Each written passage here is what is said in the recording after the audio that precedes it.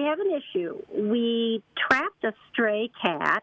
He was injured, had a CCL tear, but most importantly had a very deep wound infection. Wow. Could not handle him, but he spent 4 months at the vet.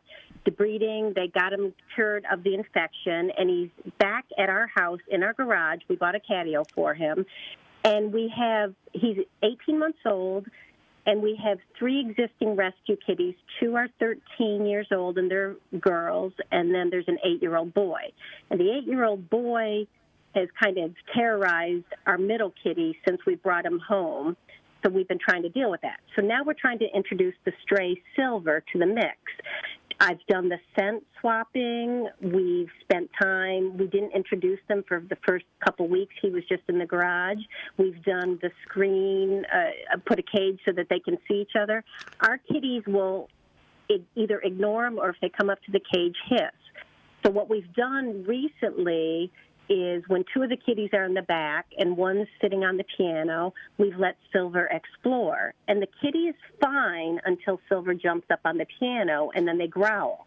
So my question is, I had one kind of swat at him, but there hasn't been any bloodshed. And number one, should we continue doing that? And number 2, how do we deal with our kitties? Because we're trying to give them, the existing kitties, a lot of love, but I don't want to give them love right after they've been growling. So any words of wisdom? Yeah, what you need to do is get down on all fours, you that is.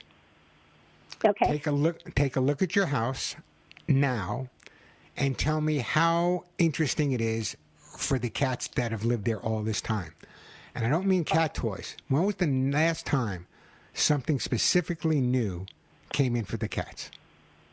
Probably last week. We bring boxes in all the time. Cannot be a week away.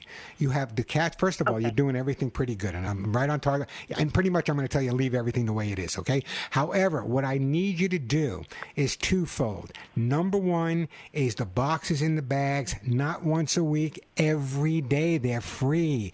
The more the cats are distracted from focusing on each other, the quicker they're going to learn to adjust to each other. That's critical. So that has to change every day. The fact that there's been some hissing, I would say as long as you're there to supervise, I would not be overly concerned. Nothing major to worry about. It's just going to take more time for them to adapt to each other. And they do adapt. I mean, they may not be bosom buddies, but they will eventually adapt. And the fact that the 2 13-year-olds, they seem okay. The oldest one does. The middle one is a Russian blue, and she's kind of possessive and only wants me in the house. So yeah, she's kind of an issue. But she actually was the one who kind of swiped, but they didn't touch. And then she walked up to him and smelled his tail, and then he got scared. So I think maybe they're on the way. It definitely sounds to me like they are on the way, but what I'd like you to do is do a little bit more scent swapping between the more territorial 13-year-old and the new one. A little more scent swapping there. And the paper bags and the cardboard boxes, some organic catnip growing and other organic plants would be beneficial.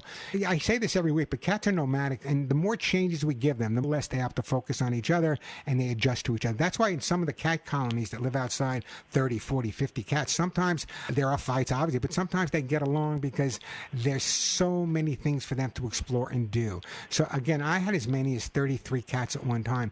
Did they all love each other? No, they didn't all love each other, but they all accepted each other.